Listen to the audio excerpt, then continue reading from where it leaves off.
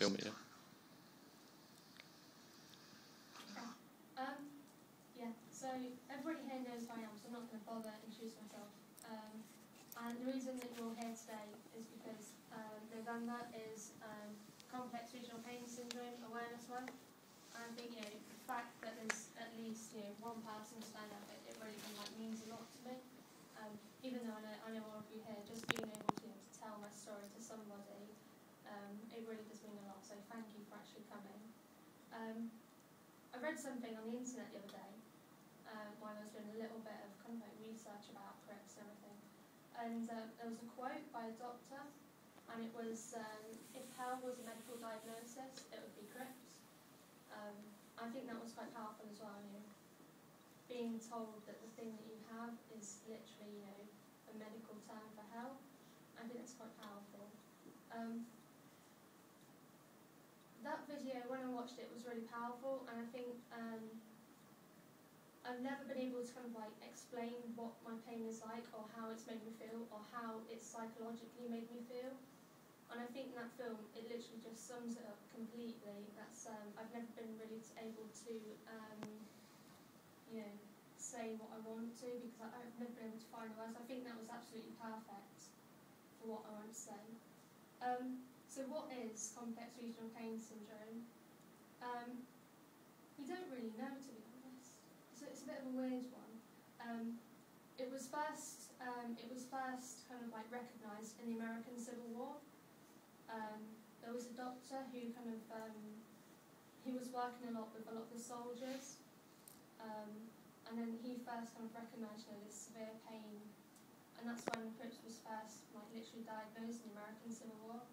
But since then, it's never been fully researched. There's not many doctors out there who actually know a lot about it. So I've been, it's something which I'm really interested in. So basically, what it is, it's where something on your body, like a limb or part of your body, literally is in the worst pain you've ever felt before. This can occur after an injury, after surgery. Sometimes you can just wake up in the morning and you might have developed it. It's something which isn't very nice. Being told by doctors that there's no cure for something that you have is quite wounding, actually. But you have to keep hope, don't you? Something might happen in a few years' time. You might find some miracle cure. So basically, what happens is a part on your body, or if you take me for example, my foot, after my surgery, things didn't go right. I had this pain all of the time, and with something like complex regional pain syndrome, if it's found within the first 3 months, then you're more likely to go into remission with it and have a better chance of treatment. Unfortunately, me and my mum knew something was wrong about 5 weeks afterwards, but the doctors, they didn't quite believe me, so just shoved another cast on, told me to go on my way. If that doctor had believed me, then maybe I wouldn't be standing here like this today. So it's something which, when you try and explain to people that nothing physiologically is wrong, they all think, oh, it's so psychological, you're probably making it up. The first thing you have to do when dealing with CRPS is actually believe the person that are in pain. Because there are a number of physiological, do you know what I mean by physiological? No? It's like, psychological is mentally. Physiologically, it's like, on your body, your actual body. Yeah? Okay. There are a number of physiological changes that somebody goes through when they have complex regional pain syndrome. There's 3 stages to it, actually. Stage 1 is where you have severe burning pain in the entirety of the limb or the place where you've got it. You get a lot of joint stiffness, and your mobility becomes restricted. And that stage lasts for about 3 months. Then you move on to stage 2, which is your pain intensifies. You get muscle atrophy, so basically your muscle wastes away. some people can start to develop something called osteoporosis, which is where your bones are quite, they're a bit softer and they're easier to damage and stuff. Yeah. That lasts for about 5 months, so you've got 8 months. And the final stage is a stage where it's a lot harder to kind of treat it. So that's when the pain comes to the stage where literally it's not going to get any better, and it's the worst pain you've ever felt in your life before. And I can kind of tell people, who think the worst pain you've ever felt before, breaking your arm perhaps. Yeah, I think I could deal with breaking my arm. Yeah. But the pain with grips, it's really hard to explain because without you actually being there, you don't really know what you're going through. So stage 3 is literally where, there are physical changes, so the skin and the bone changes. And what also happens in your spine is the cells in your spine start to change, and that kind of sends patterns up to your brain. And you've got all different parts of your brain, and the front of your brain, that controls sleep, mood, emotions, and memory. Then parts become a bit hyperactive, and parts of it start to activate that aren't supposed to be activated. So they're becoming hypersensitive and they're becoming hyperactive. So the front part of my brain, that's sending pain signals down to my spine, and because the cells in my spine have changed, they sell pain signals down to my foot.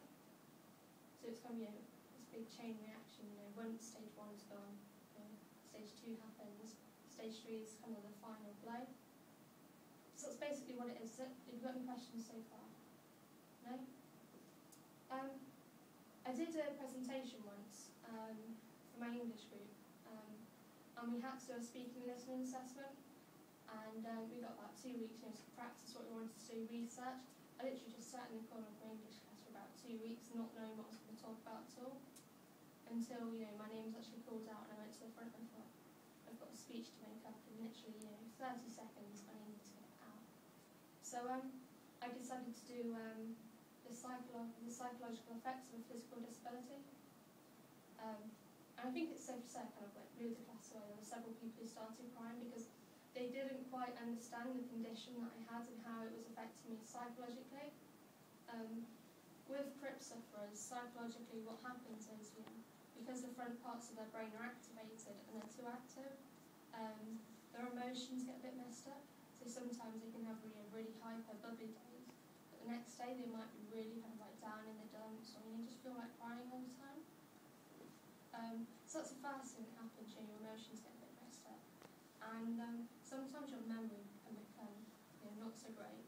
And if you ask my mum and dad, I have the worst memory ever. Yeah. So I kind of try and think that's the easiest thing to do. So my memory, my emotions, my sleep pattern is a bit weird as well. I can some nights I can sleep forever. So I'm quite lucky in the fact that I can sleep, because a lot of CRPS sufferers, they can't sleep due to the amount of pain that they're in. And I think what I want to talk about next is kind of like painkillers as well. So what's the first thing you do when you're in pain? Exactly.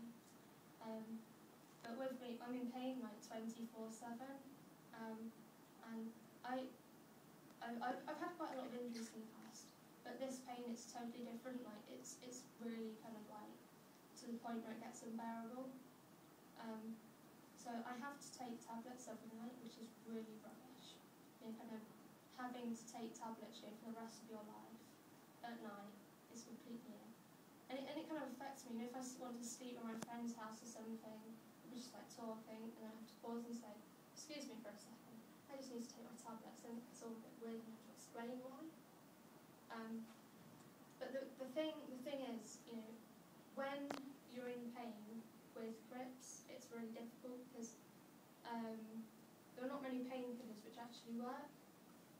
So what happens is, you're in pain, and people can see you're in pain, and they're always like, take a tablet. It's like, I don't want to take a tablet all the time. And other people, it's through no fault of their own. They don't quite understand that painkillers don't actually work with CRPS sufferers. So they're like, take a tablet. It's gonna be better. So you take a tablet. I'll just pause for a second.